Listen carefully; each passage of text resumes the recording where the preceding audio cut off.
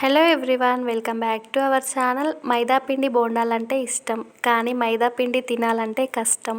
ఇలాంటప్పుడు మన ఇంట్లో ఉన్న వాటితోనే హెల్తీగా, ఈజీగా, తొందరగా అయిపోయే ఈ రెసిపీని ట్రై చేయండి. ఇవి పిల్లలకి స్నాక్స్లోకి కానీ లేదంటే బ్రేక్ఫాస్ట్లోకి కూడా తినొచ్చు. ఇవి చాలా టేస్టీగా ఉంటాయి. ఎక్కువ ప్రిపరేషన్ ఏం లేకుండా ఈజీగా చేసుకోవచ్చు. వీటిని ఎలా చేయాలో చూసే ముందు వీడియో ఎండ్ వరకు చూసి నచ్చితే లైక్ చేయండి. మన ఛానల్ని ఫస్ట్ టైం చూస్తున్న వాళ్ళైతే ప్లీజ్ సబ్స్క్రైబ్ చేసుకోండి. దీనికోసం ముందుగా ఒక గిన్నెని తీసుకొని అందులోకి 1 కప్పు వరకు గోధుమ పిండిని వేసుకోవాలి. సేమ్ కప్పుతో 1 కప్పు వరకు పొడి బియ్యం పిండిని వేసుకోవాలి. మీరు ఏ కప్పుతో తీసుకున్నా కూడా రెండింటిని సేమ్ క్వాంటిటీలో వేసుకోవాలి. ఇందులోకి 2-3 పచ్చిమిర్చిని ఇలా సన్నగా కట్ చేసి వేసుకోవాలి.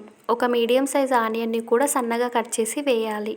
నెక్స్ట్ ఇందులోకి 2 రెమ్మల వరకు కరివేపాకు, కొంచెం కొత్తిమీరను చిన్నగా కట్ చేసి వేసుకోవాలి. తర్వాత టేస్ట్కి సరిపడా సాల్ట్, 1/2 టీ స్పూన్ వరకు జీలకర్ర, 1/2 టీ స్పూన్ వరకు అల్లం వెల్లుల్లి పేస్ట్ వేసుకోవాలి. ఇవన్నీ పిండిలో కలిసేలా బాగా రబ్ చేస్తూ చేత్తో కలుపుకోవాలి. ఇలా కలిపిన పిండిలోకి కొన్ని వాటర్ వేసుకుంటూ పిండిని ఉండలు లేకుండా సాఫ్ట్గా వచ్చేలా కలపాలి. పిండి కన్సిస్టెన్సీ ఇలా దోశ బ్యాటర్ కంటే కొంచెం థిక్గా ఉండాలి. పిండి లూజ్గా ఉండకూడదు, అలానే థిక్గా ఉండకూడదు. మీకు టైం ఉంటే ఈ పిండిని ఒక 10 to 15 మినిట్స్ పక్కన పెట్టి నాననివ్వాలి. లేదంటే ఇలా డైరెక్ట్గా చేసుకోవచ్చు. స్టవ్ పై కడాయి పెట్టి డీప్ ఫ్రైకి సరిపడా ఆయిల్ వేసుకోవాలి. ఆయిల్ బాగా హీట్ అయిన తర్వాత మంటని లో టు మీడియం ఫ్లేమ్లోకి అడ్జస్ట్ చేసుకొని మనం రెడీ చేసుకున్న పిండిని ఇలా నేను వీడియోలో చూపిస్తున్నట్టు గరిటెతో వేసుకోవాలి. ఎక్కువ వేసుకోకూడదు, ఒక 2-3 వేసుకుంటే సరిపోతుంది. వీటిని వేసిన వెంటనే తిప్పకుండా 2 మినిట్స్ ఆగి మెల్లగా తిప్పుకుంటూ 2 వైపులా ఎర్రగా అయ్యేంత వరకు ఫ్రై చేసుకోవాలి.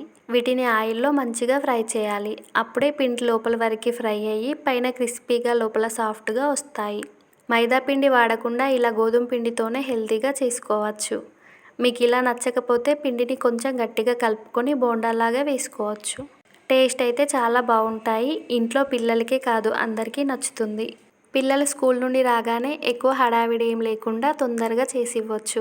పిల్లలకి నచ్చేలా చేసి పెడితే వాళ్ళు కూడా ఇష్టంగా తింటారు.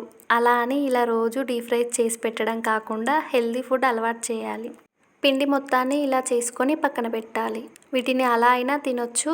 ఇంకా టేస్టీగా తినాలంటే మీకు నచ్చిన చట్నీతో తినేయండి.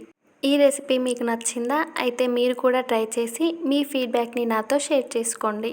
నా వీడియో నచ్చినట్లయితే please do like, share and subscribe to our channel. Thank you for watching. Next రెసిపీతో మళ్ళీ కలుద్దాం.